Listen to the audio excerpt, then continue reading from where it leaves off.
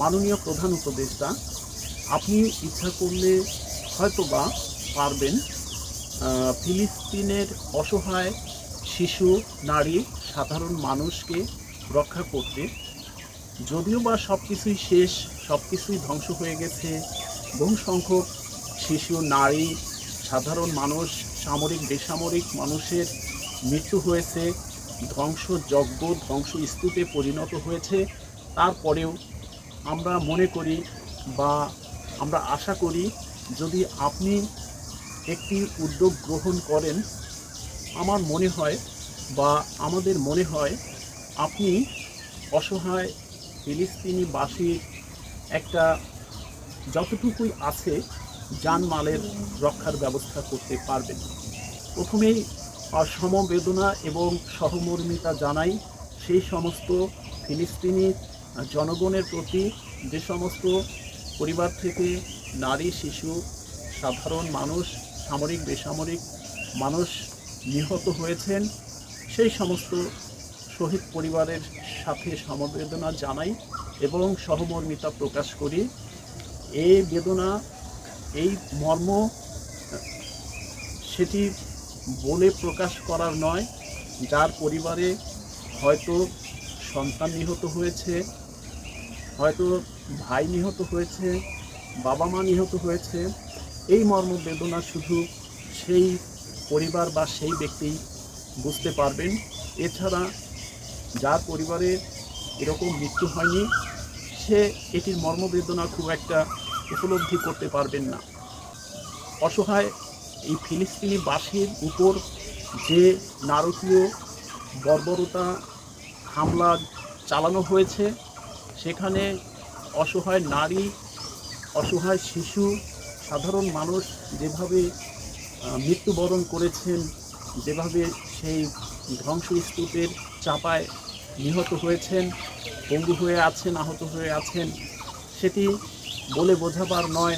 আমরা বিভিন্ন মিডিয়াতে দেখছি, পর্যায়ক্রমে শুধু দেখছি, আমাদের কিছু করণীয় নেই। আমরা সাধারণ মানুষ, আমাদের দুঃখ প্রকাশ করা, প্রতিবাদ করা ছাড়া তেমন কিছুই করার নেই। স্বয়ং ইসরায়েল, আমেরিকা সহ সমগ্র বিশ্বে এই নারকীয় হত্যাযজ্ঞ এবং তাণ্ডবের প্রতিবাদে বিক্ষোভ হয়েছে, প্রতিবাদ হয়েছে, কিন্তু কোনো রেজাল্ট হয়নি। সেই নারকীয়তা পর্যায়ক্রমে বেড়েই চলেছে। সেখানে শিশু মৃত্যুর সংখ্যা পর্যায়ক্রমে বেড়েই চলেছে, নারী মৃত্যুর সংখ্যা পর্যায়ক্রমে বেড়েই চলেছে। নারী, শিশুর আর্তনাদ, সাধারণ মানুষের আর্তনাদে সেখানকার আকাশ বাতাস ভারী হয়ে উঠেছে। মানুষের বিবেক জাগ্রত হয়। আমরা দেখেছি, যদি আমাদের পার্শ্ববর্তী কোনো প্রতিবেশীও হয়তো অধিক ক্ষমতাশালী অর্থবিত্তের হয়, তারপরেও কোনো প্রতিবেশীর সঙ্গেও যদি সে দাঙ্গা হাঙ্গাম মারামারি এরকম কিছু হয়, তারপরেও হয়তো সেখানে শিশু নারী রক্ষা পায়। কিন্তু আমরা ফিলিস্তিনিবাসীর উপর, শিশু নারীর উপরে যে নারকীয় হত্যাযজ্ঞ হচ্ছে, সেটি একেবারেই কোনো বিবেকবান মানুষ এটি করতে পারে বলে আমার বা আমাদের মনে হয় না।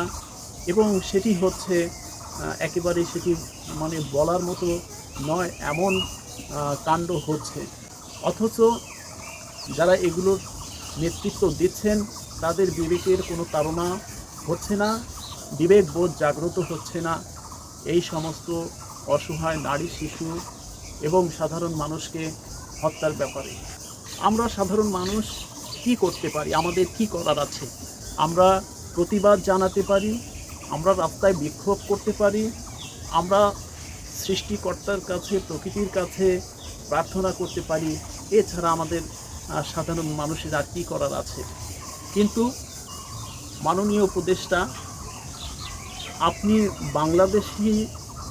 বাংলাদেশের পক্ষ থেকে একটি সেই পদক্ষেপ নেওয়ার জায়গা আছে, যেটি হচ্ছে আপনি শান্তিতে নোবেল জয়ী, আপনি শান্তিতে নোবেল পুরস্কারে ভূষিত হয়েছেন, আপনার স্বীকৃতি আছে। আপনি চাইলে আন্তর্জাতিকভাবে যারা শান্তিতে নোবেল পেয়েছেন তাদেরকে নিয়ে যারা এই রকম বর্বরতা চালাচ্ছে তাদের সঙ্গে খুব দ্রুতই আপনি বসতে পারেন, এটি আমরা আশা করি। এবং আমরা মনে করি যে যদি আপনি এই উদ্যোগ গ্রহণ করেন তাহলে, এবং সঙ্গে বিশ্বের সকল নোবেল বিজয়ীদেরকে সঙ্গে নিয়ে যদি এই ফিলিস্তিনি অসহায় মানুষের উপর বর্বরতা আর ব্যাপারে আপনি পদক্ষেপ নেন, আমার মনে হয় বা আমাদের মনে হয় যে একমাত্র এটি কার্যকর পদক্ষেপ হতে পারে এবং সারা বিশ্ব সেটি দেখবে যে আপনি বাংলাদেশি একজন প্রতিনিধিত্ব করছেন, যেখানে সমগ্র বিশ্বের কোনো ব্যক্তি এই নারকীয়তা বন্ধ করতে পারছে না, সেখানে আপনি একটা উদাহরণ। তারপরেও মাননীয় প্রধান উপদেষ্টা, যদি একান্ত সেটি সম্ভব না হয় তাহলে অন্তত সেখানে ফিলিস্তিনের যে সমস্ত নারী, শিশু, সাধারণ মানুষ রয়েছেন যারা হয়তো প্রতিকার চাচ্ছেন, জীবন রক্ষার জন্য হয়তো অন্যত্র যাওয়ার জন্য প্রস্তুত আছেন, তাদেরকে বিশেষভাবে খুবই দ্রুত সেখান থেকে বাংলাদেশ সহ আশেপাশের বিভিন্ন দেশে স্থানান্তর করা, যাদের সম্মতি আছে তাদেরকে এই নারকীয় যজ্ঞ থেকে রক্ষা করার ব্যাপারে এটিও আপনি পদক্ষেপ নিতে পারেন।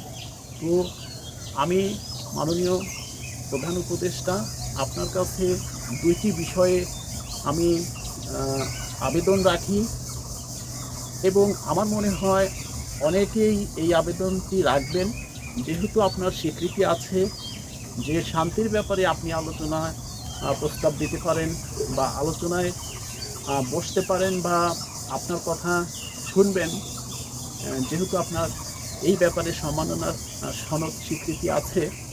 তো আমার মনে হয় যে হয় সেই ফিলিস্তিনি বাসীর জন্য যুদ্ধ বন্ধ করে একটা শান্তির ব্যবস্থা করবেন, যদিও বা ইতিমধ্যে সব কিছু ধ্বংস হয়েছে, বহু হাজার হাজার মানুষের প্রাণ সেখানে বিসর্জিত হয়েছে, তারপরেও এখনও যতটুকু আছে সেই অসহায় শিশু, নারী, তাদেরকে রক্ষার ব্যাপারে হয় আপনি একটা শান্তি চুক্তি বাস্তবায়ন করে দিন, এ ব্যাপারে আপনি উদ্যোগী হয়ে একটি উদ্যোগ গ্রহণ করুন, অথবা অসহায় এই শিশু, নারী, সাধারণ ফিলিস্তিনিদেরকে খুবই দ্রুত বাংলাদেশ সহ আশেপাশের মুসলিম বা অন্যান্য দেশে স্থানান্তরিত করে তাদেরকে একটি নারকীয় যজ্ঞ থেকে বের করে আনবেন।